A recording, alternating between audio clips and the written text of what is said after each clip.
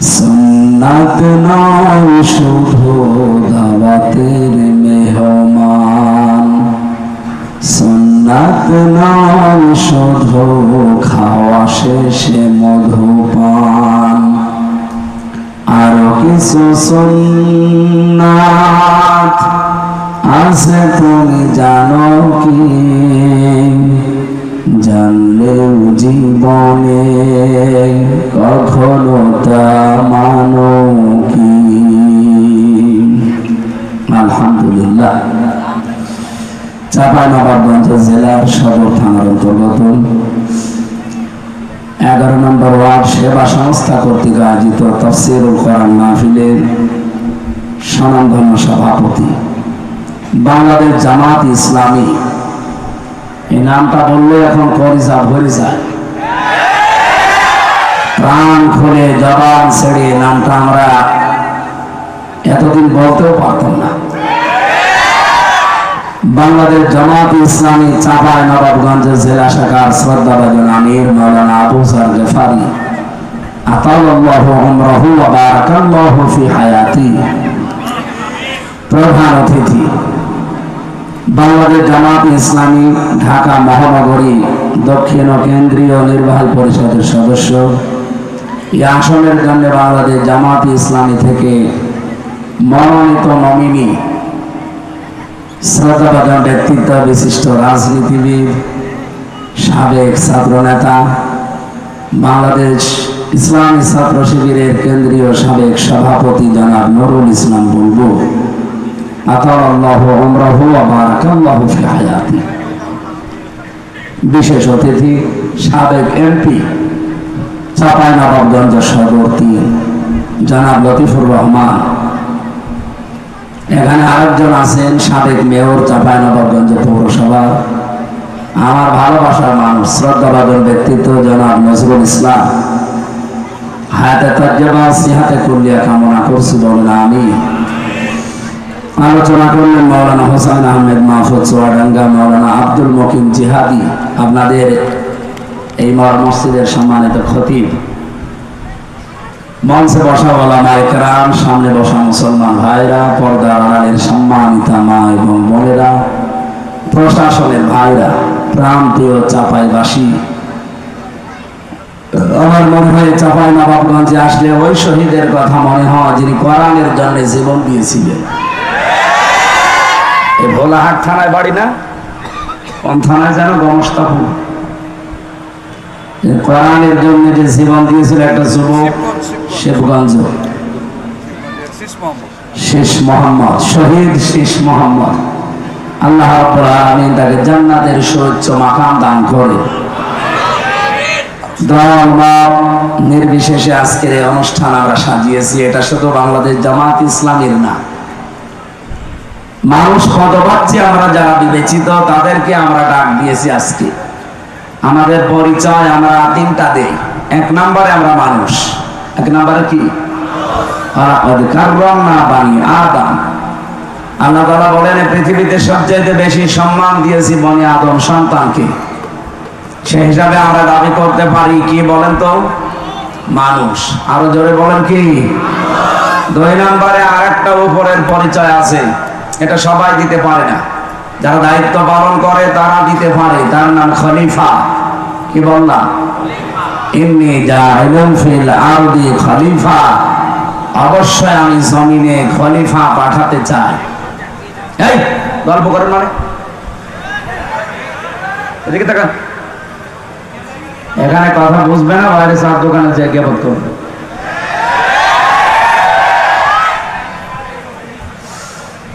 আল্লাহ তাআলা ফেরেশতাদেরকে বলেছিলেন ইন্নী জাইলুন ফিল মাদারিসি খলিফা। কি জবাব দিলেন না? অনেকে বলেছিলেন যে আমি মাদ্রাসায় খলিফা পাঠাবো। আর যারা শুধু মাদ্রাসার খলিফা হয়ে বসে আছে, ইন্নী জাইলুন ফিল খানকা খলিফা, আমি খানকায় খলিফা পাঠাবো বলেছিলেন। আর যারা খানকা কেন্দ্রিক, দরবার কেন্দ্রিক, সিলসিলা কেন্দ্রিক শুধু বসে আছেন খলিফা হয়ে, বলে আমি অমুক পীরের খলিফা। আপনি তো দাবি করবেন আমি আল্লাহর খলিফা, কিসের পীরের খলিফা? আপনি আপনাকে পাঠিয়েছেন আল্লাহ তার নিজের খলিফা করে, মাদ্রাসা, খানকা, মসজিদে, দরবারে। কোথায়? ফিল আরদি, জমিনে। আল্লাহর খলিফা আমরা যারা দাবি করি, আজ জমিনে আমরা তো নেই। আমরা কেউ খানকায়, কেউ মসজিদে, কেউ মাদ্রাসায়, কেউ দরবারে, এগুলো নিয়ে দখল করে বসে আছি। জালেমরা জমিন ফাঁকা পেয়েছে, 180 মাইল বেগে চালাচ্ছে। এবার আর চালাতে দেওয়া হবে না। কথা বলেন না কেন? এবার আর চালাতে দেওয়া হবে না। এবার চালাতে চাইলে আমাদের উপর দিয়ে চালাতে হবে, কারণ এখন আমরা জমিনে আছি। এতদিন জমিনে হয়তো থাকতে দেননি, আর কিছু মানুষ যদি জমিনে থাকার পরিবেশ ছিল, তারা শুধু ওই কেন্দ্রিক কেন্দ্রিক কেন্দ্রিক ছিল। কম কেন্দ্রিক বুঝেছেন? এরাই শুধু চার দেওয়ালের মাঝে এইটাকেই মনে করেছে এইটাই দুনিয়া। আমি তো নিজে কওমি মাদ্রাসায় পড়েছি, হাফেজি মাদ্রাসায় পড়ে দেখেছি। যখন পড়তাম আমার মনে হতো যে এইটাই মনে হয় পৃথিবী, এর বাইরে আর কিছু নেই। আমার কওমি মাদ্রাসা যেহেতু একটু বড় ছিল, তো মনে করতাম যে এর বাইরে মনে হয় আর পৃথিবীতে আর কিছু নেই। বাইরে যখন বিশ্ববিদ্যালয়ে আসলাম তখন দেখি ও আল্লাহ, ও তো কিছুই না। এরপরে যখন বাইরের দেশে গেলাম, মালয়েশিয়াতে, ওই জায়গায় যে দেখি এই যে বাংলাদেশে যে বিশ্ববিদ্যালয় বলা হয়, ওর কাছে এগুলো সব মানে বাচ্চা।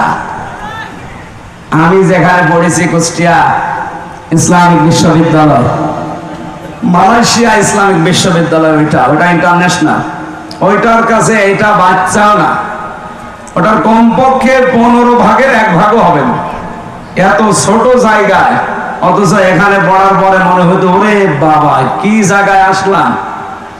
আমার মনে হয় এই দেশে, আমি এটা বললাম এই কারণে, এই দেশে যারা এই চার দেওয়ালের মাঝখানে লেখাপড়া করা মানুষ, এদের সর্বোচ্চ চাহিদা যে একটা মসজিদ আর একটা মাদ্রাসা পেলেই হবে। এই কারণে তারা দুনিয়া আখিরাত ওইভাবে না বোঝার কারণে, তাদের ওস্তাদগণের এবং তাদের সিলেবাসের দোষের কারণে তারা ফতোয়াবাজি এখন করছে একামতের দিনের বিরুদ্ধে। আমি কথা বোঝাতে পেরেছি কিনা জানি না।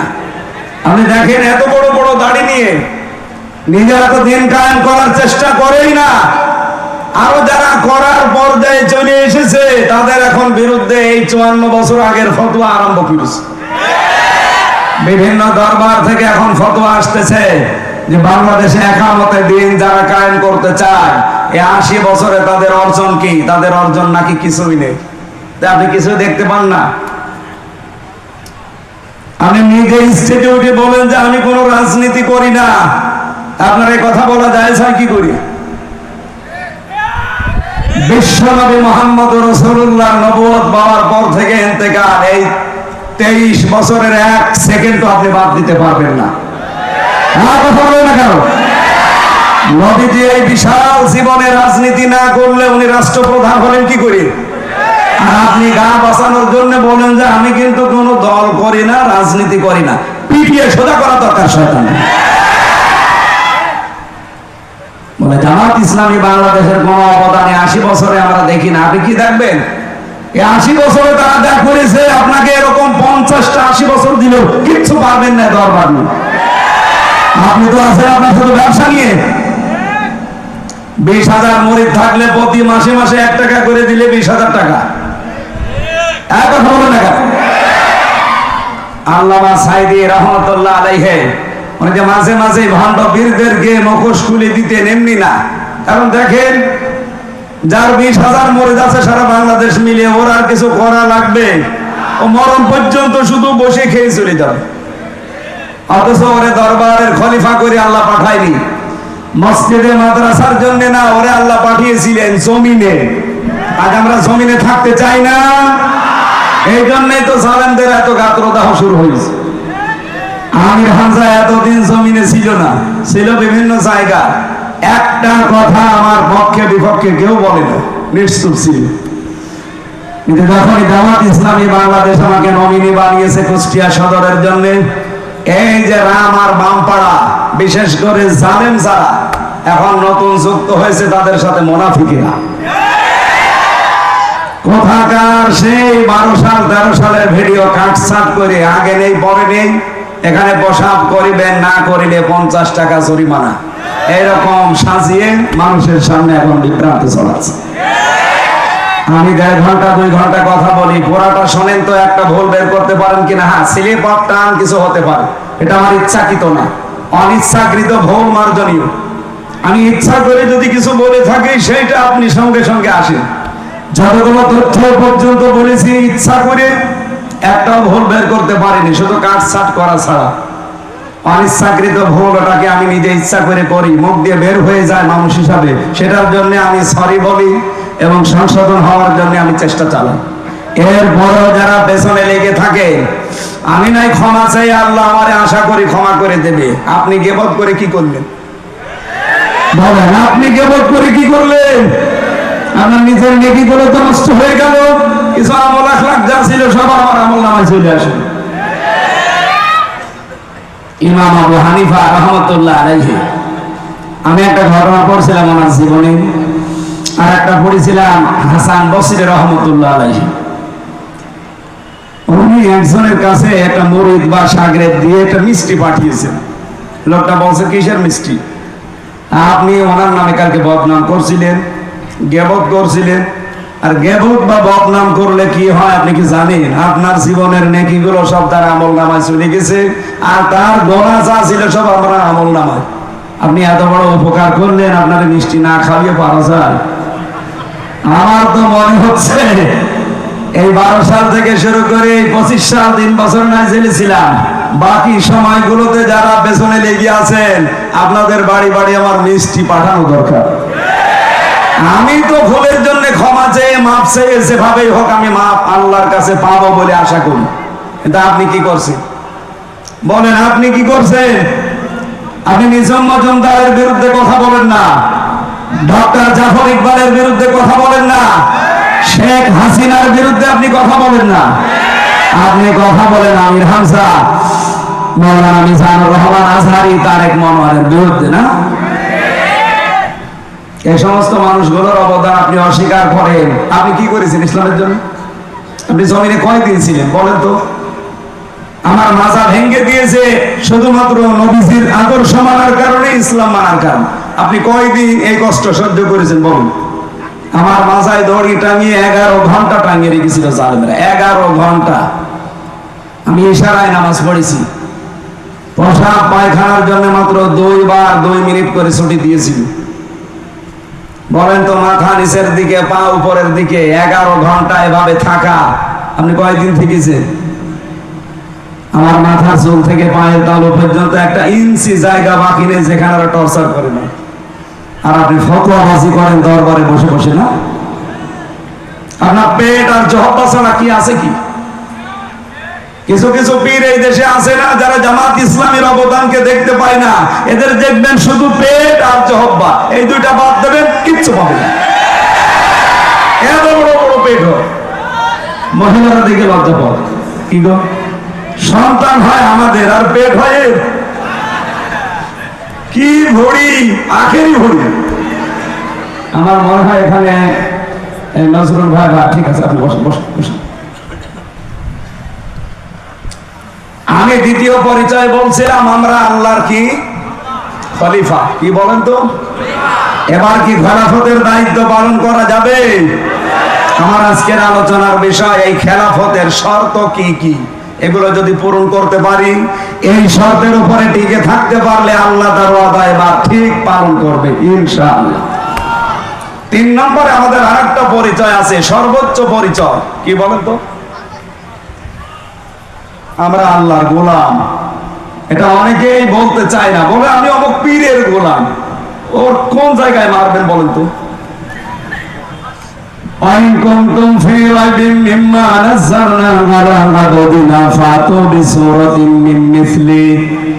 আল্লাহ পাক বলেন, কোরআন আমি আমার যে বান্দার উপরে নাযিল করেছি, এখানে কি বলেছে যে এটা আমি নাযিল করেছি এমন কোন বড় কোন বিষয় দিয়ে?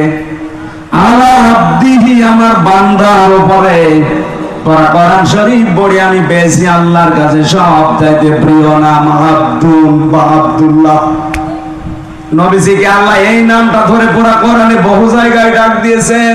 তাবারাকাল্লাযী নাযালাল ফুরকানা আলা আবদিহি লিয়াকুনা লিল আলামিনা নাযীরা।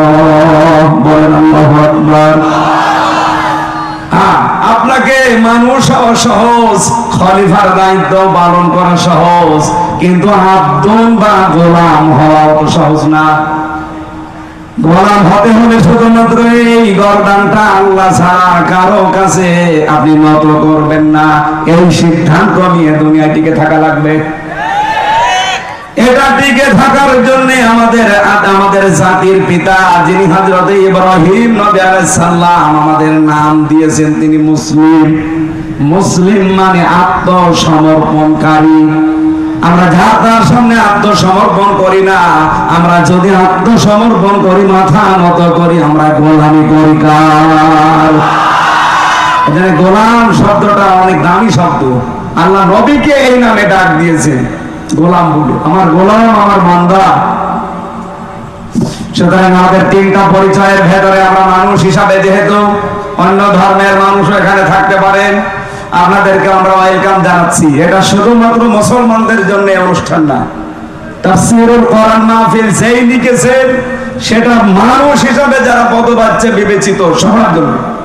সুতরাং অন্য ধর্মের কেউ আসলে আপনি আসেন, কোরআন কারীম শোনার পরে আপনারা নিরাপদে আপনাদের বাড়িতে পৌঁছান, এটা কোরআনের দায়িত্ব।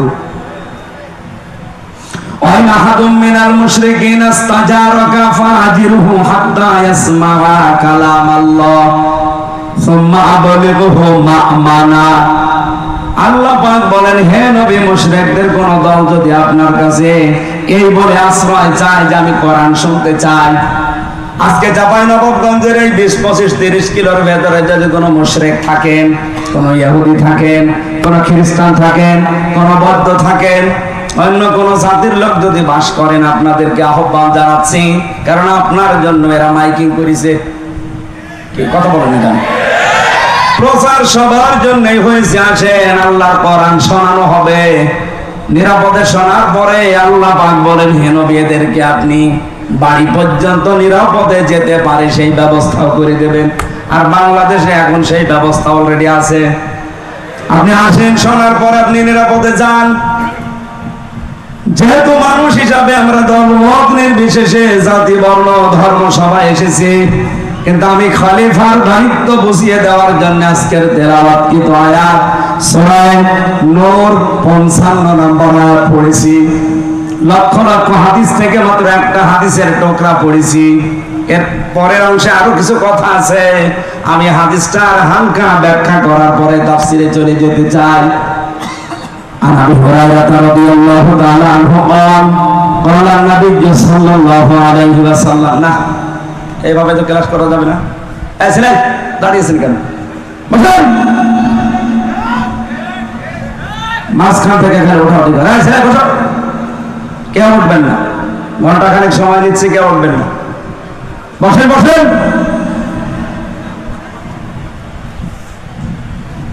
হযরত আবু হুরায়রা বর্ণনা করেন, বিশ্বনবী জানিয়েছেন, ইয়াকালু লিসাহিবিল কোরআন, কিয়ামতের দিন সাহেবে কোরআন যারা, সাহেবে কোরআন কারা?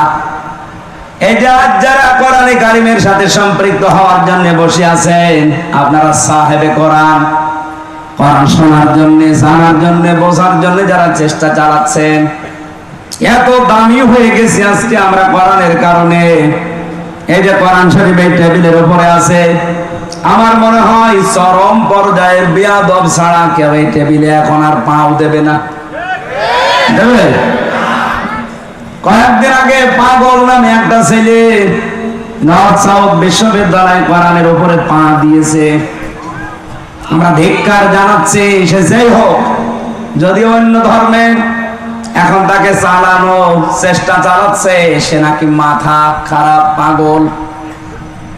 সে যদি পাগলই হবে, ওই বিশ্ববিদ্যালয়ের লাইব্রেরিতে ত্রিপিটক আছে, বেদ আছে, গীতা আছে, সে ওইগুলো তো লাথি দেয় না, ওইগুলোতে থুথু মারে না, শুধু কোরআন শরীফে লাথি দেয়। তার মানে কোন পাগল আমরা বুঝে ফেলেছি। এর সর্বোচ্চ শাস্তি দেওয়া লাগবে কোরআনের সাথে বিয়াদবি করার কারণে। কথা বলে না কেন? এই শাস্তি আপনারা চান না? আগামী থেকে যেন দুঃসাহস না দেখায়। এখন বলছে পাগল হিসাবে চালাতে পারলে তার শাস্তি নাকি মওকুফ হয়ে যাবে। এদেশের বিচার ব্যবস্থায় আমার মামলার যে লোকটার কারণে সাকিব, তরবারি সাকিব তার নাম, ওর বাড়ি হচ্ছে সিরাজগঞ্জে। মাঝে মাঝে হাজিরা দিতে যেতাম, ওরে দেখতাম। ও এখনো পর্যন্ত জেলে আছে, ছাড়া পাইনি। ও সিরাজগঞ্জ থেকে বাসের উপরে একটা কাঁচির মাথায় এভাবে কাপড় পেঁচিয়ে নিয়ে গেছে, যে সংসদের সামনে ঘুরছিল। পুলিশ ধরে বলছে, ওই বেটা এখানে কি করিস? 20 সালের কথা। বলছে আমি এই সংসদ ভেঙে ফেলবো। সংসদ ভেঙে ফেলবো মানে এই কাঁচি দিয়ে সংসদ ভাঙা যায়? না যায়। আমির হামজার ওয়াজ শুনে আমি উদ্বুদ্ধ হয়েছি। পুলিশ ওরা ধরে নিয়ে গেছে, আর আমার নাম যেহেতু বলেছে আমারও ধরে, এই যে ধরে নিয়েছে, এই মিথ্যা, এই পাগলের কল্প কাহিনী, এর উপরে 3 বছর আমার জেল। ওই পাগলরে আমি মাঝে মাঝে জিজ্ঞাসা করতাম, এক জায়গায় থাকতাম তো, তাই আমার জীবনে কোনোদিন দেখেছিস? না। তুই আমার নাম বললি কোন কারণে রিমান্ডে? বলছে আমারে বলতে বলিস। বলতে বলিস মানে? হ্যাঁ, প্রথম দিন যেদিন আমি কাশি নিয়ে গিয়েছি, আমি তো ঘোরাফেরা করছিলাম। আমারে বলছে কয়েকজনের নাম তোর বলা লাগবে, তাহলে তোরে ছেড়ে দেবো। আমি তো এই আশায় বলেছি। প্রথমে কয়েকজনের নাম আমার সামনে বললো, তার ভেতরে আপনার নামটা আমি খুব ভালো লিখিস। আমি মনে করলাম আল্লাহ, এই পাগল তো আসলে পাগল, এর না সার্টিফিকেট দেওয়া যায়। আমারে বলছে আপনার নামটা আমার খুব ভালো লিখেছে। কয়েকজনের নাম বললো, আপনার নামটা ভালো লিখেছে, এই জন্য নামটা বলে দিল।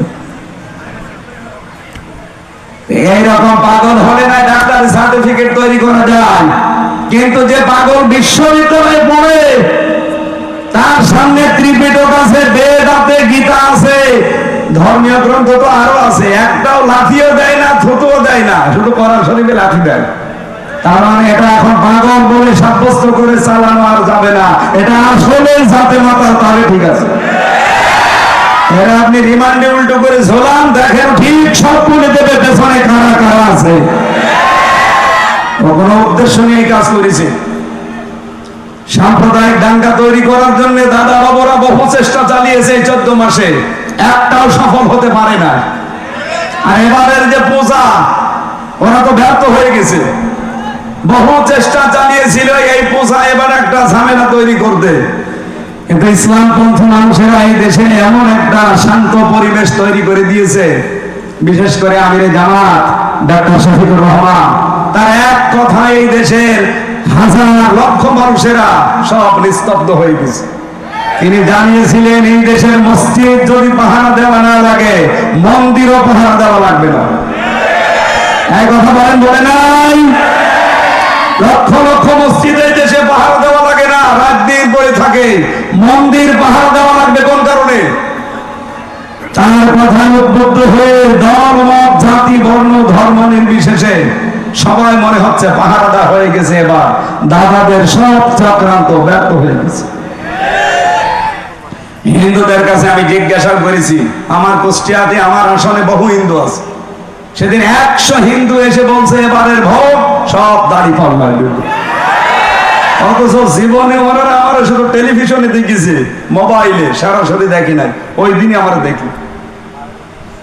আমার বলছে হুজুর মাওলানা, যেভাবে এবার ধর্মীয় অনুষ্ঠান পালন করতে পেরেছি, উপরওয়ালার শুকরিয়া আদায় করছি। উপরওয়ালা মানে কে?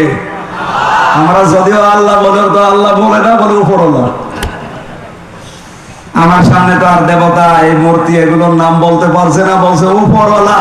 ধন্যবাদ দেওয়া দরকার। খুব সুন্দর ভাবে এবার পালন করতে পেরেছি। এই 54 বছরও আমরা এভাবে পারি না। জোরে বলেন আলহামদুলিল্লাহ। এটা বিশ্বের বিবেক যারা, মডল যারা, এটা শুনতে পারলাম। আমার কুষ্টিয়ার ঘটনা, সাম্প্রদায়িক সম্প্রীতি নেই বলে বাংলাদেশে। কোন মুনাফিক এই কথা বাইরের দেশে ছড়ায় যে বাংলাদেশে সাম্প্রদায়িক সম্প্রীতি নেই? পৃথিবীর ভেতরে এটা রোল মডেল। আমি তো ভারতের বহু প্রদেশ ঘুরেছি, মুসলমানেরা গরু জবাই করলে জহব্বা কেটে ফেলেছে এমনও আছে মুসলমানদের। তাই কথা বলেন না কেন?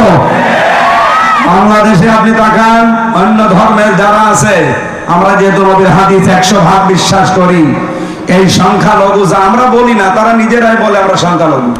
আমরা বলি এই দেশে আপনারা কেউ সংখ্যালঘু নেই, আমরা যেমন আপনারাও তেমন। তারা যেহেতু বলে, এই হিসাবে বলছি, সংখ্যালঘু কোন মানুষ যদি কিয়ামতের দিন নবীজি নিজে এই সংখ্যালঘু মানুষদের পক্ষে দাঁড়িয়ে এই সংখ্যাগরিষ্ঠ যদি অত্যাচার করে তাদের উপরে, উনি ওই সংখ্যালঘুদের পক্ষে দাঁড়াবেন, আমাদের বিপক্ষে দাঁড়াবেন। আমাদের নবীর হাদিস সেই হিসাবে এই দেশে এখন আমরা যেহেতু ইসলাম মেনে চলার একটা পরিবেশ তৈরি করতে যাচ্ছি, আমরাও গ্যারান্টি দিতে পারি। সেদিন আমি দাদা, আমার নাম যে হিন্দু বৌদ্ধ খ্রিস্টান ঐক্য পরিষদের সেক্রেটারি,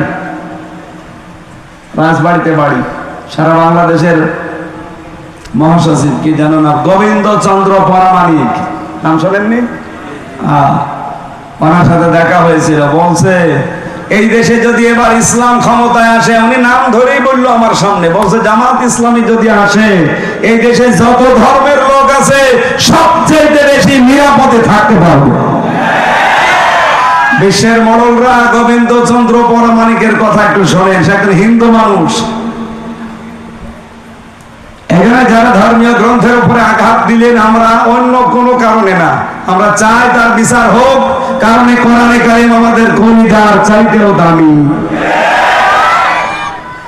সেই কোরআন থেকে মাত্র একটা আয়াত পড়েছি, আর লক্ষ হাদিস থেকে যে হাদিসের প্রথম বরাত বলছি, এই কোরআনের সাথে সম্পৃক্ত থাকার কারণে এত মর্যাদা। আল্লাহর নবী বলেন, আহলুল কোরআনি হুম আহলুল্লাহি ওয়া খাসাতুহু। কোরআনওয়ালা যারা, এরা সাধারণ মানুষ না, এরা আল্লাহর পরিবারভুক্ত এবং খাস ব্যক্তি। সুবহানাল্লাহ বলতে পারেন না? এই চাঁপাইনবাবগঞ্জে বহু মানুষ কোরআনওয়ালা মানুষকে নিয়ে টিটকারি করে। কোরআনের অনুষ্ঠান হলে আমরা দেখেছি তারা ভিডিওর মাধ্যমে, সংবাদ সম্মেলনের মাধ্যমে উল্টা পাল্টা কথা তাদের নামে লাগিয়েছে। আমরা নাকি কোরআনের নামে চাঁদা তুলি। বাংলাদেশে প্রমাণ কেউ দিতে পারবেন যে কোরআনের নাম করে কেউ এই দেশে আমরা চাঁদা তুলেছি? না, মানুষ নিজে কোরআন প্রচার করতে পারলে সৌভাগ্যশালী মনে করে, এই কারণে আরো দেশে দিয়ে যায়। আজকে আজিজ সাহেব নাকি দায়িত্বে আছে, জিজ্ঞাসা করেন তো ও কোরআনের এই অনুষ্ঠানের জন্য কোন জায়গায় চাঁদাবাজি করেছে কিনা? অথচ যারা বড় বড় চাঁদাবাজের বাপ, তারা এই ফতোয়া নিয়ে আসে। ডক্টর মিজানুর রহমান আজহারি হাফিজাহুল্লাহ এই জেলায় একবার এসেছিলেন না? তাকে নিয়ে আমি কয়েকজনের কথা শুনলাম, তারা একেবারে খেয়ে দিয়ে লেগেছে মাথায় কাপড় বেঁধে, মুফাসসিরে কোরআন দুইজনই এমন এমন ফতোয়াবাজি আরম্ভ করেছে দুইজন মিলে। এই মিজান আজহারি আসার কারণে চাঁপাইনবাবগঞ্জের নাকি প্রত্যেক বাড়ি থেকে চাউল ডাউল কালেকশন করা হয়েছে। এমন কোন বাড়ি ঘর নেই, দোকানপাট নেই যেখানে চাঁদাবাজি করা হয়নি। আরে ভাই, আপনার মতো চাঁদাবাজি করতে যে কি পাথর মেরে আমি মানুষ মেরে ফেলি? কোরআন প্রচারের দায়িত্ব যেমন আমার, যেই লোকটা 500 টাকা দিচ্ছে তারও দায়িত্ব এটা। সে হয়তো সরাসরি ভাবে আসতে পারে না, টাকা দিয়ে সাহায্য করে, কথা বল না কেন? আর আপনি এটাকে আপনার মতো চাঁদাবাজি হিসাবে চালিয়ে দিচ্ছেন। কোথায় চাঁদা কোরআনের জন্য দান করা আর কোথায় চাঁদাবাজি করা? আকাশ আর পাতালের চাইতেও বেশি ফারাক না? নিজেদের অপরাধ গুলো ঢাকতে তারা এই উল্টা পাল্টা কথা সামনে নিয়ে আসে। মানুষ এখন আর পাগল নেই, কারণ এটা তো আগস্টের 5 তারিখের আগে না, এখন অক্টোবরের 9 তারিখ চলছে। কথা বলেন, 54 বছরে বহু কিছু খাওয়িয়েছেন, এখন আর খাওয়াতে পারবেন না, কারণ এখন শুধু মানুষ না, এখন আমরা আল্লাহর খলিফা। এই খেলাফতের শর্ত কি, খলিফা হতে হলে কি কি করা লাগবে, ওই কথাগুলো আজকে শুনে যাবেন তো নাকি? কোরআন দিয়ে বলবো আমি ইনশাআল্লাহ।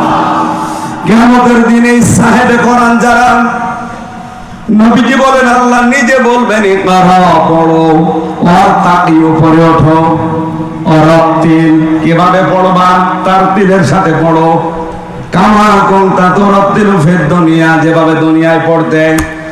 আর চাপাই বাসে এটা রেকর্ড হচ্ছে, সারা বাংলাদেশের মানুষকে আমি জানাতে চাই, কোরআনে কারীম যদি কিয়ামতের দিন পড়ে পড়ে উপরে উঠতে চান, তার মানে 6666টা আয়াত আমরা অনেকেই জানি, এটা প্রসিদ্ধ। 6236টা আয়াত এটা বিশুদ্ধ, যেটাই ধরেন সেটাই ঠিক আছে। কিয়ামতের দিন যদি এততলা বিল্ডিং এর উপরে থাকতে চান, আপনি দুনিয়াতে কোরআন পড়বেন ওইভাবে। কিভাবে? আল্লাহর নবী দিয়েছেন রত্তিল। কোরআনে আপনি 3টা শব্দ পাবেন কোরআন পড়ার ব্যাপারে, কোরআন, রাতালা আর তালাওয়া। 3টা শব্দের ব্যাখ্যা করতে গিয়ে আমি পেয়েছি 4টা অর্থ। কোন মানুষ যদি কোরআন পড়তে চায়, সে যেন শুদ্ধ করে পড়ে তারতিলের সাথে। ওয়ারাত্তিলিল কোরআন তারতিলা। আমি আশা করব আজকে থেকে সিদ্ধান্ত নিয়ে যাবেন, এই রমজান আসার আগে আপনি তারতিলের সাথে শুদ্ধ করে কোরআন পড়া শিখবেন। এই দাবি আমি করতে পারি কিনা বলেন তো? যারা যারা পারেন না তারা হাত তোলেন। লিল্লাহি তাকবীর। ও বাকি তো সবাই পারে, আলহামদুলিল্লাহ। চাঁপাইনবাবগঞ্জ এটা মুসলমানদের, আমার মনে হয় এটা আতুর ঘর।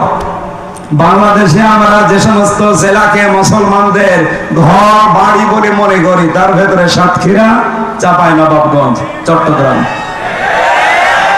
চাঁপাইনবাবগঞ্জ 2 নম্বরে আছেন আপনারা।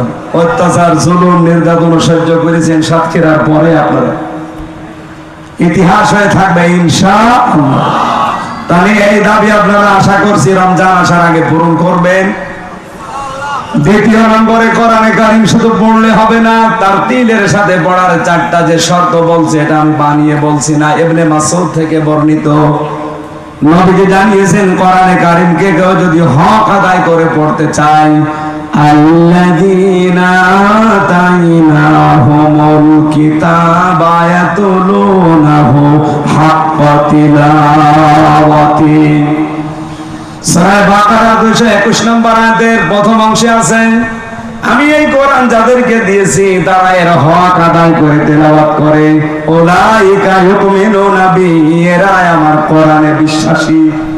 ওয়া ইয়াকফুর বিহি ফাউলাইকা হুমুল খাসিরুন। এখানে হক আদায় করে যদি কেউ না পড়ে কোরআন, আল্লাহ বলেন তারা কোরআন বিশ্বাস করে না, এই মানুষগুলো ক্ষতিগ্রস্ত। বলেন নাউজুবিল্লাহ। এ পর্যন্ত আমার মনে হয় আপনি আয়াত শোনার পরে কিছু বোঝেননি, এবার বুঝবেন। এদিকে তাকান। আল্লাহ যে হাক্কা তিলাওয়াতি দিয়েছেন, হক আদায় করে তেলাওয়াত। আমি হক আদায় করে তেলাওয়াতের ব্যাখ্যা যতগুলো তাফসীর মিলিয়েছি, ফি জিলালিল কোরআনে আমার কাছে সবচেয়ে বেশি পারফেক্ট মনে হয়েছে। সাইয়্যিদ কুতুব রাহমাতুল্লাহ আলাইহি তিনি বলেন, কেউ যদি কোরআন হক আদায় করে পড়তে চায়, সে যেন তেলাওয়াত করে থেমে থেমে শুদ্ধ করে স্পষ্ট হবে, যেটা আমি আপনাদের আহ্বান জানালাম। 2 নম্বরে শুধু পড়লে হবে না, এটাকে আপনাকে বোঝার চেষ্টা করা লাগবে। কি কথা বুঝতেছেন? আপনি দেখবেন সূরা হিজরের 87 নম্বর আয়াতটা একটু বাড়ি দেন। وَلَقَدْ آتَيْنَاكَ سَبْعًا مِنَ الْمَثَانِي وَالْقُرْآنَ الْعَظِيمَ। বলেন আল্লাহু আকবার।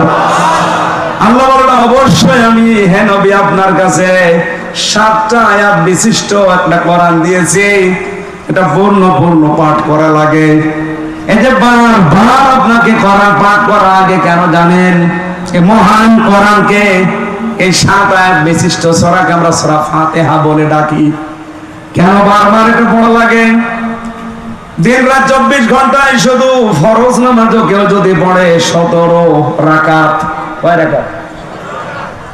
এই 17 রাকাত নামাজের প্রতি রাকাতে এই সূরা ফাতিহা কিন্তু একবার করে পড়া লাগে। কি কথা বলেন না কেন? কেন বারবার এটা রিভাইজ দিচ্ছেন, বারবার এটা রিপিট করছেন কেন? একটা উদ্দেশ্য আল্লাহর আছে। আপনি যেন বোঝেন যে আপনি কি বলতে চান আল্লাহকে। পুরা কোরআন শরীফ আমি একটা স্টাডির জায়গায় রেখে দেখলাম, কোরআনে কারিমে আল্লাহ তেলাওয়াত সাজিয়েছেন 5 ওয়াক্ত নামাজের ফরজ, সুন্নাত, ওয়াজিব, নফল। এই নামাজগুলো যদি আপনি পড়তে থাকেন, তাহাজ্জুদ আছে, ইশরাক আছে, আওবিন আছে, বিভিন্ন নামাজ আছে, এই নামাজগুলোতে যদি কোরআন শরীফ আপনি নিয়মিত পড়েন, আমি মিলিয়েছিলাম জেলখানায় থাকতে এটা 7 দিনে পড়া কোরআন শরীফ নামাজের ভেতরে পড়ে শেষ করা সম্ভব। আমি নিজে পড়েছি 5 ওয়াক্ত নামাজ মিলে। আমি সুন্নাত পড়লেও 4 পৃষ্ঠা দিয়ে 4 রাকাত পড়তাম। তাহাজ্জুদে প্রায় 2 পারা, 2.5 পারা, 3 পারা চেষ্টা করতাম পড়ার। এরপরে আওয়াবিন নামাজে 1 পারা, এরপরে ইশরাক নামাজে 1 পারা। এভাবে করে করে আমি দেখেছি 7 দিনে পড়া কোরআন শরীফ শুধু নামাজে শেষ করা সম্ভব। ওই সময় আমি একটা চিন্তা নিয়ে এসেছিলাম, কেন আল্লাহ সিস্টেম গুলো করে দিলেন এত তেলাওয়াতের। আমার বুঝ এসেছে, এটা কোরআন কেন্দ্রিক যদি মানুষ জীবন গঠন করতে পারে, ওকে আপনি এই পৃথিবীতে পিটিয়েও শিরিক করাতে পারবেন না। এটা আমি বুঝে ফেলেছি ওই সময়। আপনি দেখবেন, এখানে নামাজের ভেতরে পড়বেন, একটু বোঝার চেষ্টা করবেন যে কি পড়ছেন। নামাজে যাওয়ার আগে 2-5 মিনিট অন্তত বাংলা অর্থটা, শাব্দিক অর্থগুলো একটু দেখে যাবেন। নামাজে তেলাওয়াত করলে আপনার মন বসে যাবে। 3 নম্বরে শুধু বুঝলে হবে না, যা বুঝলেন ওটা আপনার প্র্যাকটিক্যাল লাইফে মানা লাগবে। কথা বলবেন এখন। আমার প্রশ্ন, এই বাংলাদেশে এই 54 বছরে কোরআনে কারিম আছে না নেই? আরো জোরে। কিন্তু ব্যক্তিগত জীবন থেকে আন্তর্জাতিক জীবন পর্যন্ত মেনে চলার পরিবেশ আছে। এমন এমন অফিস এই দেশে আছে সরকারি, যেখানে চেষ্টা করলেও হালালকে হালাল জানে মানা যায় না, হারামকে হারাম জেনে মানা যায় না। এরকম অফিস নেই দেশে? চলেন আপনাকে দেখাবো। 3টা বছর আমি নিজে প্র্যাকটিক্যাল দেখেছি। আদালতের ইট পর্যন্ত টাকা চাই। আমার মনে হচ্ছে ইট এভাবে তাকিয়ে আছি 3 কোনা হয়ে, যে টাকা দেন। আপনি বাংলাদেশের একটা অফিসের নাম বলেন যেখানে আজ টাকা ছাড়া ফাইল চলে না? ফাইল চলেই না, টাকা দেবেন, ফাইলের মনে হয় হাত পা বেড়ে যায়। ঘোষ যদি এখন অনেকাংশে বন্ধ হয়েছে, কিন্তু 100% বন্ধ এখনো হয়নি। 100% বন্ধ কিয়ামতের আগে সম্ভব না, যতদিন আল্লাহর কোরআন এই দেশে কায়েম না হবে। সাইয়েদ কুতুব এইটাই বোঝাতে চেয়েছেন না, একটু বোঝেন।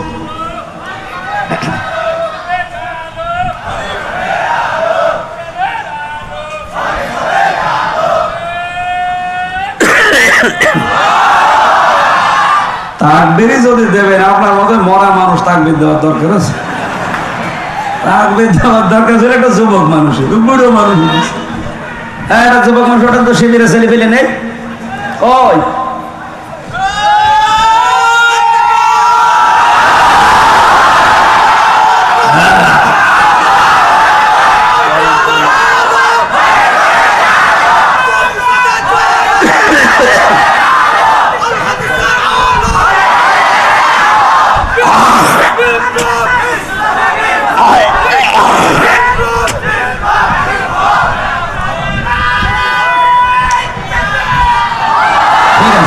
যুবক মানুষের ছেলে আস্থা।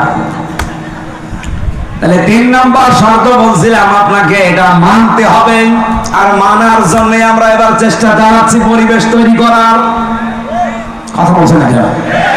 চাঁপাইনবাবগঞ্জের 11 নম্বর ওয়ার্ড থেকে শুরু করে সংসদ পর্যন্ত এমন ভাবে এবার কোরআন দিয়ে আমরা সাজাতে চাই, যেন কোরআনে 11 নম্বর ওয়ার্ড থেকে সংসদ পর্যন্ত মানা যায়।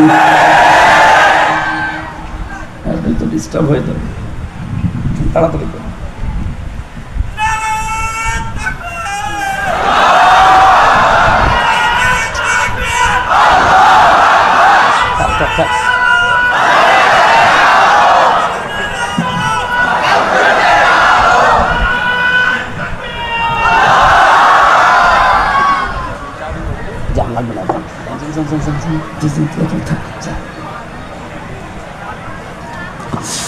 চাপাই বাসে 4 নাম্বারটা বলছিলাম, এই পৃথিবীর ময়দানে কোরআন যেন মানুষ মানতে পারে সেই ব্যবস্থা করে দিতে হবে।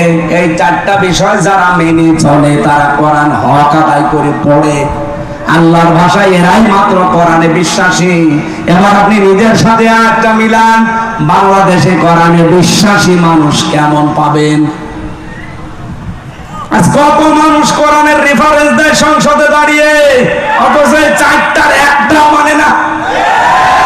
আমি নিজে তাকে প্রমাণ করবো, আসেন আপনি যদি আমার সামনে শুদ্ধ করে কোরআনে কারিমের একটা সূরা পড়তে পারেন, আপনাকে আমি মিষ্টি খাওয়াবো। অথচ রেফারেন্স দিচ্ছে কোরআনের, মনে হচ্ছে আল্লামা হয়ে গেছে, স্বামী আর স্ত্রী বানিয়েছে কোন মিস্ত্রি। 1 নাম্বার তো পেলাম না। 2 নম্বরে কোরআনে কারীম বুঝবে, শুধু আয়াত পড়ে লাকুম দীনুকুম ওয়ালিয়া দিন, লা ইকরাহা ফিদ্দিন, অথচ আয়াতের বাংলা অর্থ যদি সঠিকভাবে বলতে পারে আমি মিষ্টি খাওয়াবো, বাংলাটাও পারে না। একটা আয়াতের কমপক্ষে আমি 33টা করে অর্থ পেয়েছি, আমার এই মোবাইলে আছে। কয়টা বলতে পারবেন আপনি? লা ইকরাহা ফিদ্দিন, দ্বীনের ব্যাপারে বাড়াবাড়ি নেই। লাকুম দীনুকুম ওয়ালিয়া দিন, তোমার ধর্ম তোমার, আমার ধর্ম আমার। এটা কি বুঝেছেন আপনি? 33টা অর্থ করা লাগবে এক একটা আয়াতের। আপনি আন্দাজে একটা আয়াত পড়ে বাংলা অর্থ জানা নেই, আগা নেই, মাথা নেই বলে দিলেন। কোন আয়াত থেকে রেফারেন্স দিতে হলে কমপক্ষে উসুলে তাফসীরের মূল নীতি হচ্ছে তার আগের আয়াত পরের আয়াতের সাথে সম্পর্ক আগে বলা লাগে। যারা আলেম আছে জিজ্ঞাসা করেন তো, উসুলে তাফসীরের মূল নীতি 15টা, এর 9 নাম্বার নীতি হচ্ছে আগের আয়াত পরের আয়াতের সাথে রিলেটেড কি আছে এটা আপনাকে আগে জানা লাগবে। আপনি কোন কারণে লাকুম দীনুকুম ওয়ালিয়া দিন ফতোয়া দিতে যান? এদেশে বহু মানুষ এই ফতোয়া দিতে গিয়ে ধরা খেয়েছে। হাসিনা একবার বলেছিল লাকুম দীনুকুম ওয়ালিয়া দিন, রাহুল বুখারী। এটা বলে না, আয়াত পড়ছে কোরআনের, দলিল দিচ্ছে বুখারীর। 3 নাম্বারটাও নেই, আপনি মেনেও চলেন না। আপনার 3.5 হাত বডির ভেতরে ইসলাম নেই। কথা বলেন না, আপনি তাকান, তার 3.5 হাত বডির ভেতরে ইসলাম আছে, তার পরিবারে ইসলাম আছে, তার স্ত্রী দেখলে শয়তান পর্যন্ত লজ্জা পায়। একটা বউ হলো, বউ দেশে মানুষের নেই। চাঁপাইনবাবগঞ্জের জন্য বদনাম একটা, কি বউ গো, নিচে নামলাম না। তারা ভুল ধরে জামাত ইসলামী বাংলাদেশের আদর্শ নিয়ে। আপনার তো আদর্শই নেই। জামাত ইসলামী বাংলাদেশের যে আদর্শ আছে এই জন্য তারা টিকে আছে। আপনার তো আদর্শই নেই। আপনি কি নিয়ে মানে যে তর্ক বিতর্ক করেন, কি নিয়ে করেন? আপনার আদর্শ আছে? বলেন তো আপনি কি আদর্শের উপরে আছেন? আপনার আদর্শ চাঁদাবাজি করেন, একটা আদর্শ হলো। আপনার আদর্শ পাথর দিয়ে মানুষ হত্যা করে, একটা আদর্শ হলো। যারা এইভাবে চাপাবাজি করে গলাবাজি করে চালিয়ে চলে যাচ্ছে, আমি বাংলায় বলছি আপনার কাছে কোনো আদর্শ নেই, কারণ আপনি যার আদর্শ মানেন সেই লোকটাও সঠিক না। এই পৃথিবীতে আমরা যার আদর্শ মানি তিনি সঠিক, মুহাম্মদুর রাসূলুল্লাহ। তিনি সঠিক ছিলেন, তাকে আল্লাহ নিজে পরিচালিত করত। তাছাড়া বাংলাদেশে আর যাদের আদর্শ আপনারা কেউ মেনে চলে আবার বুক ফুলিয়ে বলেন আমি অমকের সৈনিক, আপনার নেতাই তো ঠিক নেই। তার যে 70 বছরের জীবন, এই গ্যারান্টি কেউ দিতে পারবে তো জীবনে কোনোদিন জেনা করেনি, কোনোদিন জীবনে একটা মিথ্যা কথা বলিনি? আমরা যারা আদর্শ প্রচার করি, কায়েম করতে চাই, গ্যারান্টি আমরা দিতে পারি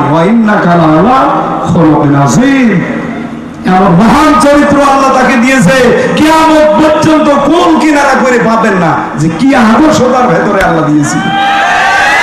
আজিম শব্দ আল্লাহ কাউকে দেয়নি, মুহাম্মদ রাসূলুল্লাহকে দিয়েছেন। আর জায়গায় দিয়েছেন আল কোরআন আল আজিম। হয়তো কিছুক্ষণ আগে সূরা হিজরের 87 নম্বর আয়াত পড়লাম। কোরআনকে আল্লাহ আজিম বলেছেন, আর মুহাম্মদ রাসূলুল্লাহর আদর্শকে আল্লাহ আজিম বলেছেন। সুবহানাল্লাহ বলতে পারেন না? এজন্য চাপাবাজি গলাবাজি বাদ দেন। আমরা চাপাবাজি করছি, গলা আমাদের একটা আদর্শ আছে। আর আপনারা যারা এগুলো করেন একটারও কোনো আদর্শ নেই। আপনার যা ভালো লাগে করতে পারেন। আপনার রাগ হবে আমি জানি, আপনার রাগ দেখার জন্য আমি আসি না, আমি সঠিকটা তুলে ধরলাম। যারা এই কথাগুলো আমাদের উপরে দোষ চাপিয়ে দিতে চান উল্টা পাল্টা, পেছনের দিকে আর যেতে চাই না, এখন আমরা এই দেশকে সামনের দিকে নিয়ে যেতে চাই। 4 নাম্বারটা আপনারা চেষ্টা করেন না, কিন্তু আমরা চেষ্টা করছি। আমরা চাই নিজে শুধু মানবো না, মানুষ যেন মানতে পারে সেই ব্যবস্থা করে দিতে চাই। এইভাবে করে আমরা যেহেতু পড়ছি, কিয়ামতের দিন আমরা এই হক আদায় করে পড়তে পারবো। অরাত্তিল অরাতাকি পড়বো আর উপরে উঠতে থাকবো।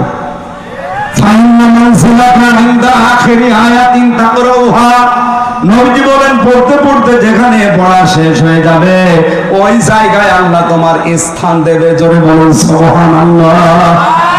এই হাদিসটা আমি সহ যারা এসেছি প্রত্যেকের জীবনে আল্লাহ যেন মানার তৌফিক দেন। সূরা নূর 55 নম্বর আয়াত। এখানে 64টা আয়াত আছে, মাত্র একটা আয়াত পড়েছি। আমার আলোচনার বিষয় আমরা যে আল্লাহর খলিফা, এই খেলাফতের দায়িত্ব পালন করতে হলে কি কি শর্ত মানা লাগবে সেইগুলো আল্লাহ রাব্বুল আলামিন বলেন। এদিকে তাকান ভাই, না হচ্ছে না, ক্লাস এভাবে হবে না। আপনি এখানে আসলেন কেন? হ্যাঁ, যান যান, চলে যান, তাড়াতাড়ি যান, তাড়াতাড়ি যান। আপনার যে শরীর, ওরে বাবা, এরকম মানুষ জবাই করলে 2 গ্রাম খানা হয়ে যাবে না। এরকম স্বাস্থ্য দরকার। আমার তো শেষ করে দিয়েছে। হাসিনার উপরে এমনি রাগ হয় আমার, এই কারণে আমার কণ্ঠও শেষ করে দিয়েছে। তেঁতুল খাইয়ে খাইয়ে, যৌবন তেঁতুল খাইয়ে শেষ করে দিয়েছে। এমনকি আমার কণ্ঠটাও নষ্ট করে দিয়েছে তেঁতুল খাওয়িয়ে। প্রত্যেক খাবারে খালি আমার তেঁতুল দিত। খেলে খান, না খেলে না খেয়ে মরে যান। কারণ ওই ফাঁসির কন্ডেম ছেলে কেউ দেখারও কেউ নেই, বলারও কেউ। ওই শয়তানদের যা বলতো ওরা তাই করতো। আর কপালটাও আমার খারাপ। কারারক্ষের দায়িত্বে সেই কয়টা পেয়েছিলাম 100টার ভেতরে আমার মনে হয় 90টাই সব মালায়ন। মালায়ন তো বলা ঠিক না, হিন্দু। দেবদুলা, সুব্রত বালা, আশিক কুমার, চয়ন ঘোষ, নাম মুখস্থ করে ফেলেছি। বলেন তো যাদের নাম বলছে সব তো আল্লাহর ওলি নাকি? মাইকের জ্বর বাড়িয়ে দেন, গলা হয়ে যাচ্ছে, রিভাব দিয়ে দেন।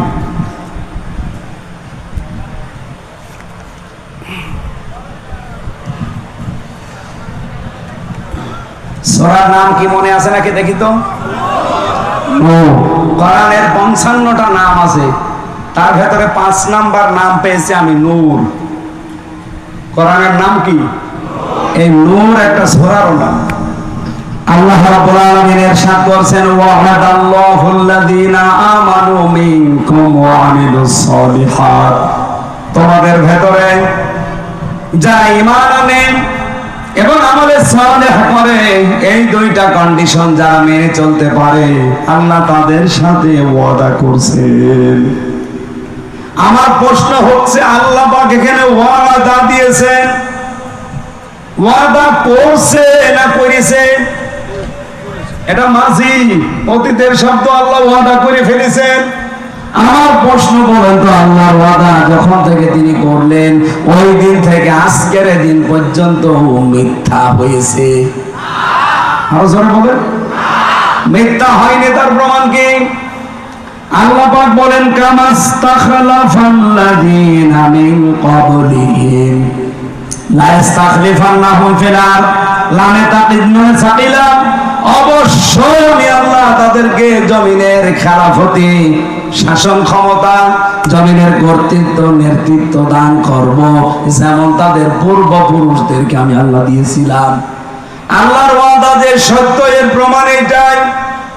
এর আগে যারাই দুনিয়া থেকে ঈমান আর আমলের পরীক্ষায় উত্তীর্ণ হতে পেরেছে, একটা মানুষকে আমার আল্লাহ তার এই ওয়াদা থেকে বঞ্চিত করেন নাই। প্রতিটি মানুষদেরকে আমার আল্লাহ ওয়াদা দেখিয়েছেন। যারা ঈমানের উপর টিকে ছিল, ঈমান আনলে শুধু হয় না, ঈমান টিকিয়ে রাখতে হয়। এখানে বহু মানুষ বসে আছেন, যদি জিজ্ঞাসা করি নামাজ ভেঙে যায় কয়টা কারণে বলেন তো, বলে 7 কারণে। কথা বলে না কেন? যদি এখন বলা হয় যে রোজা ভেঙে যায় কয় কারণে বলেন তো, হয়তো 10টা কারণ বলবেন।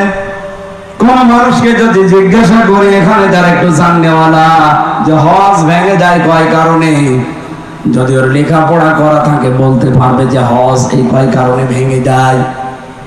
আমার মনে হচ্ছে এখানে একটা বিষয় 100 জনের প্রায় 90 জন পারবে না। যদি এখন বলা হয় যে ঈমান ভেঙে যায় কয় কারণে, 100 জনের 90 জনই ফেল করবে। কথা বলেন না কেন? অথচ খেলাফতের এই দায়িত্ব দেওয়ার জন্য প্রথম শর্ত ঈমান। আপনার ঈমান থাকলেই হবে না, ঈমান আবার ভেঙে যায়, নষ্ট হয়ে যায়। ঈমান যেন টিকে থাকে, সেই জন্য ঈমান ভাঙার কারণগুলো জানা লাগবে। আমি একটা একটা করে হাদিস থেকে বলছি, মিলিয়ে নিন আপনার ভেতরে পাওয়া যায় কিনা। 1 নম্বরে, ইবাদতে আল্লাহর সঙ্গে যদি কাউকে শিরিক করেন আপনার ঈমান ভেঙে যাবে। সূরা মাইদার 72 নম্বর আয়াতে আছে দলিলটা, সূরা নিসার 48 নম্বর আছে। 2 নম্বরে, আল্লাহ ও বান্দার মধ্যে কাউকে মধ্যস্থকারী কেউ যদি মনে করে তাহলে তার ঈমান ভেঙে যাবে। এটা সূরা ইউনুসের 18 নম্বর আয়াতে আছে। কাফেরকে কেউ যদি কাফের মনে না করে তার ঈমান ভেঙে যাবে। সূরা আলে ইমরান 28 নম্বর আয়াতে আছে। মুসলমানদের বিরুদ্ধে মুশরিকদের সমর্থন এবং সহযোগিতা করা, যেটা বাংলাদেশে এখন একটু বেশি হচ্ছে। অনেকে শেয়ার পাওয়ার জন্য ঈমানের ভাত আছে না, দাদারা যা বলছে ও তাই করছে। আমি নাম না নিয়ে বললাম, আপনি দেখেন এটা সহযোগিতা করলে আপনার ঈমান ভেঙে যাবে। সূরা মাইদার 51 নম্বর আয়াতে আছে, সূরা তাওবার 23 নম্বর আয়াতে আছে। জাদু শিক্ষা করা এবং শেখানো আপনার ঈমান ভেঙে যাবে। সূরা বাকারার 102 নম্বর আয়াতে আছে। দিনের কোন বিধানকে নিয়ে যদি কেউ ঠাট্টা বিদ্রুপ মস্করা করে তার ঈমান ভেঙে যাবে। সূরা তাওবার 65-66 নম্বর আয়াতে আছে। দিন ইসলাম থেকে কেউ যদি মুখ ফিরিয়ে অন্য দিনের দিকে একটু মুখ ঘুরিয়ে নেয়, এটা সূরা সাজদার 22 নম্বর আয়াতে আছে। কাউকে দিন শরীয়তের ঊর্ধ্বে যদি কেউ মনে করে তার ঈমান ভেঙে যায়। সূরা মাইদার 3 নম্বর আয়াতে আছে। রাসূলুল্লাহর ফয়সালার তুলনায় অন্য কারো ফয়সালাকে কেউ যদি উত্তম মনে করে, এটা সূরা নিসার 65 নম্বর আয়াতে আছে। মুহাম্মদ রাসূলুল্লাহর আনিত বিধানকে কেউ যদি অপছন্দ করে, এটা আছে সূরা মুহাম্মদের 9 নম্বর আয়াতে এবং সূরা নিসার 65 নম্বর আয়াতে। এই দলিলগুলো আমি যা বললাম বাড়িতে রেকর্ড করে ফেলেছেন, একটু মিলিয়ে দেখবেন আপনার ঈমান আছে না গেছে। কোরআনে কারীম যাচ্ছে, ওয়া মিনান নাসি মান ইয়াকুলু আমান্না বিল্লাহি ওয়া বিল ইয়াউমিল আখিরি ওয়া মা হুম বিমুমিনিন। মানুষের ভেতরে অনেক মানুষ এমন আছে বলে আল্লাহ তোমাকে বিশ্বাস করি, কিয়ামত হবে তাও বিশ্বাস করি। আল্লাহ বলেন ওয়া মা হুম বিমুমিনিন, এরা কিন্তু মুমিন না। তাহলে কথাটা কি? কথা হচ্ছে এই কথা যা বললো এটা তার মুখের কথা, এটা তার মনের কথা না। এরকম পাবলিক দেশে নেই। বলেন বলেন। সুতরাং আমাদের ঈমানের উপরে টিকে থাকতে হলে ঈমান ভাঙার কারণগুলো জানা দরকার।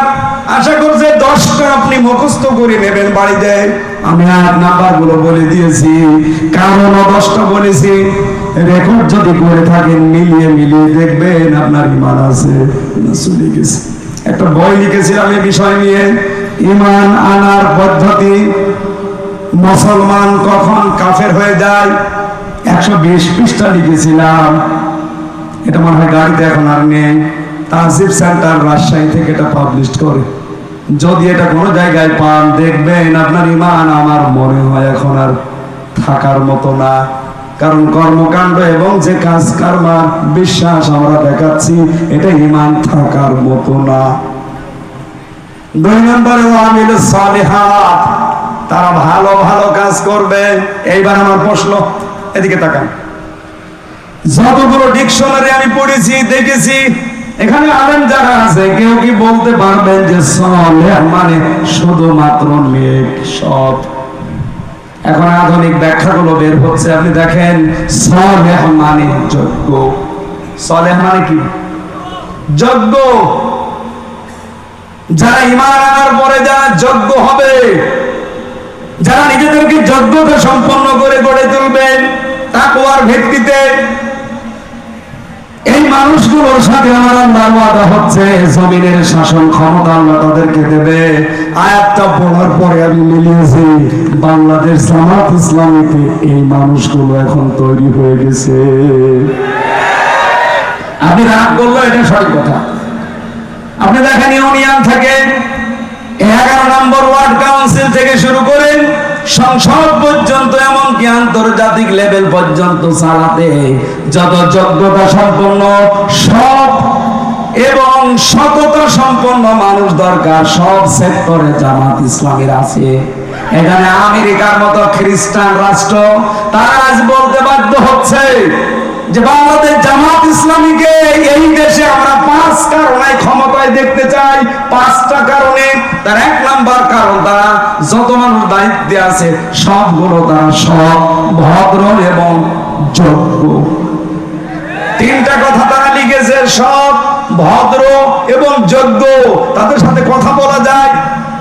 এদেশে তো 73টা দল আছে, কোন দলের নাম তো বললো না। আরো 4টা আছে, আমি বাদ দিলাম। প্রথমটাই দেখেন তো একটা খ্রিস্টান এই সার্টিফিকেট দিচ্ছে যে জামাত ইসলামী বাংলাদেশ রাষ্ট্র ক্ষমতায় যাওয়া দরকার 5 কারণে। তার 1 নম্বরে এরা যত মানুষ আছে এই দেশে নেতা সব যোগ্য, সৎ এবং ভদ্র। সুবহানাল্লাহ বলতে পারেন না? 1500 বছর আগে নবীজিকে আবু জাহেল যেমন বলেছিল আল্লাহ আমিন আস-সাদিক, আমার মনে হচ্ছে এই খ্রিস্টানরা এখন এই দেশের একামতে দ্বীনের কর্মীদেরকে সেই সার্টিফিকেট দিচ্ছে। এখানে এবার আমরা এই আয়াতটা পড়ার পরে বিশ্বাস করতে পারছি, কারণ জমিনে আল্লাহ খেলাফতি কিছু কিছু কারণে দেয়। তার 1 নাম্বার কারণ, যখন আল্লাহ দেখে জমিনে এই মানুষগুলো সবচাইতে বেশি অত্যাচারিত হচ্ছে, এই অত্যাচারের বদলা হিসাবে তাদেরকে শাসন ক্ষমতায় বসিয়ে দেয়। এটা আছে সূরা কাসাসের 5 এবং 6 নম্বর আয়াত। ওয়ানুরিদু আন্না মুন্না আলাল্লাযিনা ইসতাদআফু ফিল আরদ। আমি আল্লাহ একটা ইচ্ছা করলাম, ফেরাউন যাদেরকে জমিনে দুর্বল করে রাখতে চেয়েছিল, জুলুম অত্যাচার নির্যাতন করে, ওয়ানাজালাহুম আইম্মাতা, আমি চাইলাম তাদেরকে জমিনের নেতৃত্ব কর্তৃত্ব দিয়ে নেতা বানিয়ে দিতে। আল্লাহ নেতা বানিয়ে দিচ্ছে না, এবং এই জমিনের শাসন ক্ষমতা বিশেষ করে ওয়ারিস তাদেরকে বানিয়ে দিল। এতটুকু আল্লাহ শেষ করে দেন, তাদেরকে আমি জমিনের কর্তৃত্ব দান করব, শাসন ক্ষমতায় বসিয়ে দেব। কেন বসাবো? আমি ফেরাউন, হামান আর নয়টা লোকজনকে দেখাতে চাই তাদেরকে সবচেয়ে বেশি ভয় যারা পেত ওই মানুষগুলোকে আমি আল্লাহ রাষ্ট্র ক্ষমতায় বসাতে চাই। বাংলাদেশ জামাত ইসলামীকে এই দেশের জালেম রাম আর বামরা এই 54 বছর সবচেয়ে বেশি ভয় পেয়েছে। অন্য কোন দলকে এত ভয় পেয়েছে কারোর উপর অত্যাচার ভাবে হয়নি। এদের উপর অত্যাচার করেছে একটাই মাত্র কারণ তারা বুঝে ফেলেছে যে এরা সম্ভাবনা একেবারে কাছাকাছি। এই জন্য আমাদের উচিত হচ্ছে এই আয়াতটার কিছু আবেগ আছে। রব্বুল আলামিন বলেন এর প্রথম আবেগ কি? আমি আল্লাহ কি করব জানো? ওয়ালা ইউবাদদিলান্নাহুম ওয়ালা ইউমাক্কিনান্নাহুম দীনাহুম আল্লাযী তাদালাহুম। তোমাদের জন্য আমি যেই দ্বীনকে পছন্দ করি ওই দ্বীন আমি তোমাদের ওই জমিনে কায়েম করে দেব। কথা থেকে খেয়াল করেন, ওয়ালা ইউমাক্কিনান্নাহুম লামে তাদিদ মানে সাকিলা দীনাহুম আল্লাযী তাদালাহুম। তোমাদের জন্য যেই দিন আমি পছন্দ করেছি ওই দিন আমি ওই জায়গায় কায়েম করব। তার নাম কি? হ্যাঁ কথা বলেন।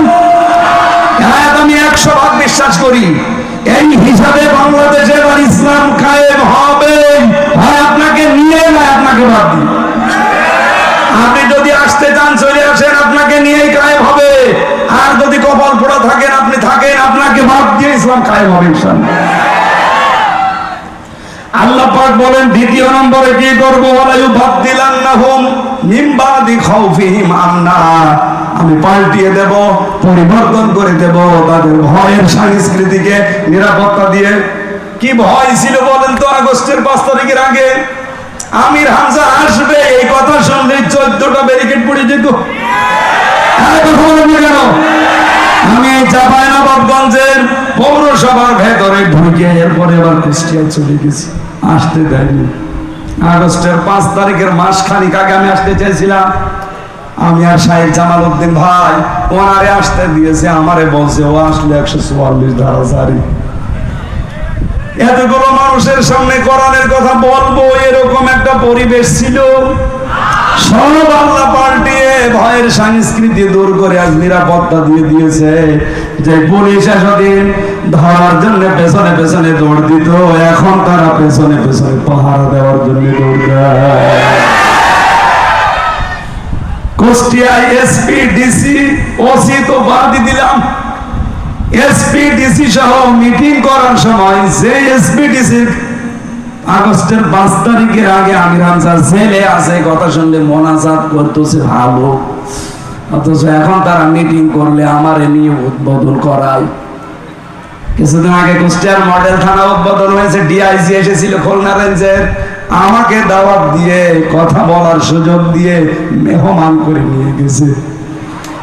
আল্লাহ মনে হচ্ছে আয়াতটা বাস্তবে আমাদেরকে দেখিয়ে দিয়েছে, ভয়ের সংস্কৃতি সব দূর করে নিরাপত্তার বেষ্টনী দিয়েছে। এখন বলে না, এখন আমাদের কাজ কি হবে? ইয়াবুদুনানি, ইবাদত করা লাগবে এখন আল্লাহর।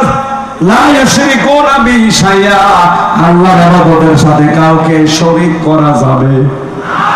ওমান কাফারা বাদা যালিকা, এরপরেও যদি কেউ মুখ ফিরিয়ে চলে যান ফাউলাইকা হুমুল ফাসিকুন, তারাই গুনাহগার, তারাই ফাসিক, তারাই সীমা লঙ্ঘনকারী।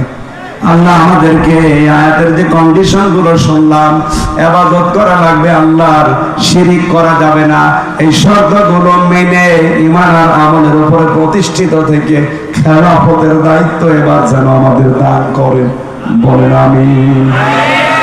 মেয়েরা যারা এসেছেন বিভিন্ন জায়গায়, শুধু নামাজ পড়া, রোজা রাখা, কালো বোরকা পরা ইবাদত না। আপনার জন্য আমার লিখিত বই আছে দাম্পত্য জীবনের কলহ এবং তার সমাধান, এটা মেয়েদের, প্রত্যেক বউকে পড়াবেন। ও কেন গন্ডগোল করে, আর এটা ঈমান আনার যে পদ্ধতি বললাম, এই যে যেটা নোট করেছিলাম এই বই থেকে, আমার লিখিত বই, এটা নিয়েছেন, কাজে লাগবে, মেয়েদেরকে দেবেন, মঞ্চে আছে। আমি যতটুকু বুঝেছি পরিবারে আর শান্তির পেছনে, শান্তি না থাকার পেছনে দায়ী বউ আর শাশুড়ি, এই দুইজনের ছোট মনের কারণে। লাগবে আমার মতো হাজার হাজার স্বামী এখানে বসে আছে, মেয়েরা যারা এসেছেন আবার একটু ঘুম থেকে ওঠেন, আপনারা তো ঘুমাচ্ছেন, ওঠেন, শুধু নামাজ পড়বেন, রোজা রাখবেন, কালো বোরকা পড়বেন, জান্নাতে চলে যাবেন না। যে মেয়েটা পুত্রবধূ হয়ে আছে ওইটাকে নিজের মেয়ের মতো মনে করা লাগবে। এটা আজ 100টার 98টা শাশুড়ি মনে করে না, একথা বলুন না কেন? নিজের মেয়ে 4টা 5টা করে সেদ্ধ ডিম খায়, দুধ খায়, কলা খায়, বাকিগুলোর নাম নাই বললাম, মরণের খাওয়া খায়, কিচ্ছু বলে না। আর বেটার বউ যদি একটা সেদ্ধ ডিম খায়, চোখ মোটামুটি করে তাকায়। এরকম শাশুড়ি দেশে নেই। মেয়েদেরকে বলা দরকার যে কার শাশুড়ি এরকম ছোট মনের, হাত তোলেন তো। আপনি কি মেয়ে লোক? মেয়ে লোককে বলছি। শাশুড়ি যারা আছেন, আমি তো নিজের থেকে বলছি, আমার শাশুড়ি আমি খেতে পারলে যা খুশি হয়, যা আনন্দ পায়, আমি দেখেছি আমার বউ বেশি খেতে পারলে আমার মা ওই পরিমাণে খুশি হয়নি। এরকম মাও দেশে নেই। আপনি মা একজন উদার হবেন আমার জন্য, আমার বউর জন্য, তারপরে তো সংসারের শান্তি আসবে। আপনার এই ছোট মনের কারণে আমিও অশান্তিতে আছি, আমার এই বউটা অশান্তিতে আছে। কথা বলছেন? আমার মনে হয় বউ আর শাশুড়ি যারা আছে, এরপরেও যদি এরা সোজা না হয়, এ কোরআন শরীফ বুখারী শরীফ দিয়ে হবে না, এদের বাঁকার এই শরীফ লাগবে। আল্লাহ মেয়েদেরকে হযরত খাদিজার মতো বানিয়ে দেন, বলেন আমিন।